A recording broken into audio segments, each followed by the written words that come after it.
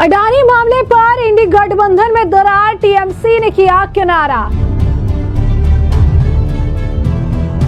अडानी मुद्दे पर संसद में कांग्रेस को टीएमसी नहीं देगी समर्थन, अभिषेक बैनर्जी। टीएमसी के साथ साथ कम्युनिस्टों ने भी छोड़ा कांग्रेस का साथ। अडानी मुद्दे को लेकर लगातार कांग्रेस पार्टी संसद में सत्र को बाधित कर रही है।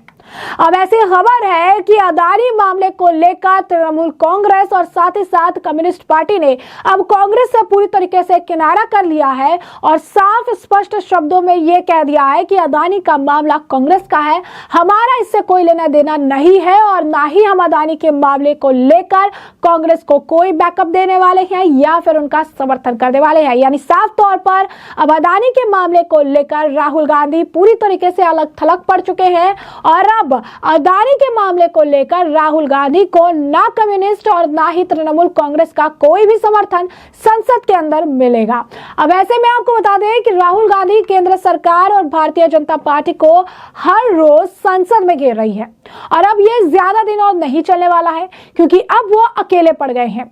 इंडी गठबंधन की दो प्रमुख दल तृणमूल कांग्रेस और माकपा तो अब बिल्कुल साथ मिलने वाला नहीं है, यानी कांग्रेस का साथ उन्होंने अडानी के मामले को लेकर छोड़ दिया है। समाजवादी पार्टी का रुख भी संबंध में बहुत पॉजिटिव नहीं है। ऐसे में टीएमसी और माकपा को अपने राज्यों में विकास की चिंता ज्यादा है तो समाजवादी पार्टी को संभल हिंसा जैसे मुद्दों पर बात न होने की चिंता है। ऐसे में टीएमसी और माकपा ने स्पष्ट संकेत दिया है कि वो अडानी के मामले में राहुल गांधी के साथ नहीं है। तृणमूल कांग्रेस ने तो यहां तक क्या फैसला ले लिया कि शीतकालीन सत्र के दौरान ऐसे किसी भी मुद्दे को प्राथमिकता नहीं देगी जिसे कांग्रेस की ओर से उठाया जाएगा। टीएमसी ने फैसला लिया है कि वह विभिन्न योजनाओं के मद में केंद्र पर बंगाल सरकार बकाया फंड को लेकर संसद में अपनी आवाज उठाएगी। माकपा नेतृत्व वाली केरल सरकार ने बंदरगाह के विकास के लिए अडानी ग्रुप के साथ एक समझौता किया है और इसीलिए माकपा को भी खालिस राजनीति के लिए अडानी विरोध समझ में नहीं आ रहा है। समाजवादी पार्टी ने अभी ऐसा कोई फैसला नहीं लिया है पर निश्चित है कि अभी वो अडानी मुद्दे पर खुलकर साथ नहीं है। सवाल ये उठता है कि राहुल गांधी आखिर क्यों अडानी के खिलाफ जबरन माहौल बना रहे हैं। अब ऐसे में कहीं ना कहीं अगर आप देखेंगे तो समाजवादी पार्टी भी अडानी के मामले को लेकर राहुल गांधी के समर्थन में नहीं नजर आ रही है और ना ही उनका कुछ पॉजिटिव अप्रोच इस मामले को लेकर है। तृणमूल कांग्रेस ने भी इस मामले को लेकर पूरी तरीके से अपनी बातें जो है स्पष्ट कर दी है।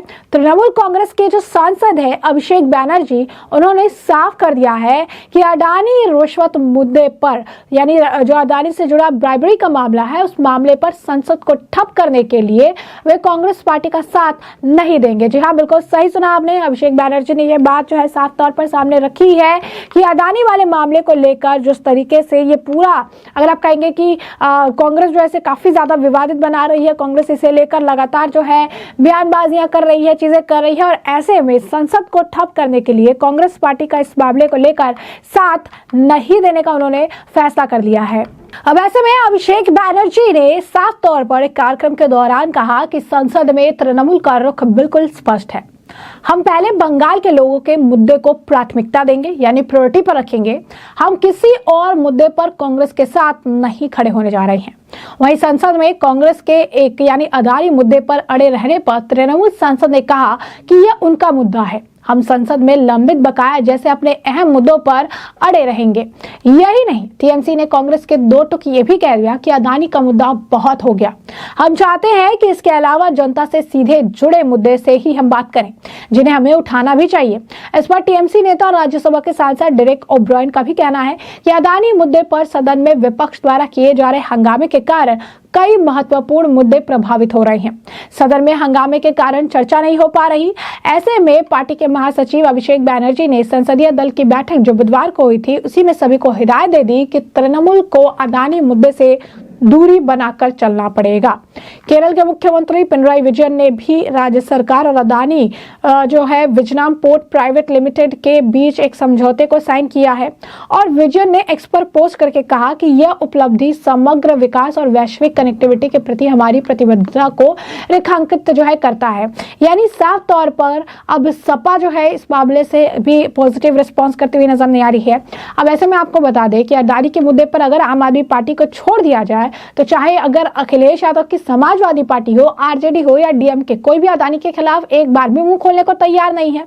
अब ऐसे में समाजवादी पार्टी ने भी सदन की कार्रवाई को लेकर कांग्रेस आलाकमान को सीधे तौर पर समझा है। सपा का कहना है कि आप अदानी का मुद्दा तो रोज उठा रहे हैं, लेकिन संभल का मुद्दा हमारे सामने क्यों नहीं उठाया जा रहा है।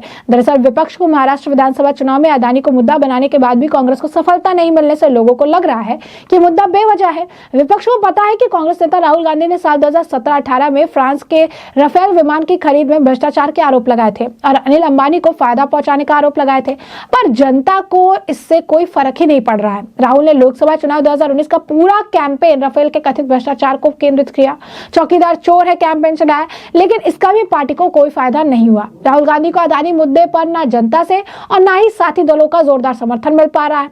इसके पीछे कई कारण है। आम लोगों हो या राजनीतिक दलों के नेता हो, सभी को ऐसा लगता है कि राहुल गांधी अपने तो अदानी के खिलाफ आरोप लगाते रहते हैं, जबकि उनकी पार्टी के नेता उसी अदानी का स्वागत करते नहीं थकते हैं। दूसरी ओर अदानी पर आज तक कोई ऐसा आरोप नहीं लगा है जिससे ये पता चले कि उससे देश या जनता का नुकसान हुआ है। अमेरिका ने भी जो आरोप लगाए थे उसे पब्लिक को ऐसा लगता है कि विदेशों से पैसा लाने के लिए कुछ किया गया होगा। दूसरा, इसमें भी अधिकतर कांग्रेस नेता ही फंस रहे हैं, इसलिए लोग राहुल की बात पर जल्दी भरोसा नहीं कर पा रहे हैं। शायद यही कारण भी है कि अदानी की गिरफ्तारी की मांग जनता के बीच कोई मुद्दा ही नहीं बन पा रही है, लेकिन फिर भी कांग्रेस जो है इस मामले को लेकर लगातार जो है बयानबाजी करी। अब जरा जयराम रमेश का ही रिसेंट बयान सुन लीजिए, क्या कह रही है वो। पहली बार मैं देख रहा हूं कि सरकार खुद नहीं चाहती कि संसद चले। सोमवार को स्थगित हुआ, मंगलवार को सत्र नहीं था, बुधवार को स्थगित हुआ, गुरुवार को स्थगित हुआ, शुक्रवार को स्थगित हुआ। विपक्ष क्या मांग रही है? हम चाहते हैं कि इस अडानी के जो रिश्वत को लेकर अमेरिकी एजेंसियों की जांच रिपोर्ट आई है, जो इल्जाम लगाए गए हैं, जो वर्डिक्ट आया है, इंडैक्टमेंट हुआ है कोर्ट में, उस पर हम चर्चा करें। हम चाहते हैं कि मणिपुर के मुद्दे पर चर्चा हो, हम चाहते हैं कि संभल और अजमेर पर चर्चा हो। हम मुद्दे उठा रहे हैं, हम चाहते हैं बहस हो। पर पहली बार मैं देख रहा हूं, पिछले सत्र में तो हम लोग मुद्दा उठाते थे और सरकार जबरदस्ती सत्र चलाती थी। शोर शराबे में बिल पास हुआ करते थे, प्रश्नकाल हुआ करता था, 0 आवर हुआ करता था। अभी देखने को मिल रहा है कि 11 बजे हम मिलते हैं, 5-10 मिनट औपचारिक बात होती है, उसके बाद स्थगित हो जाता है। ये तभी संभव होता है जब सरकार पूरा सहयोग दे रहा इस स्थगित करने के लिए।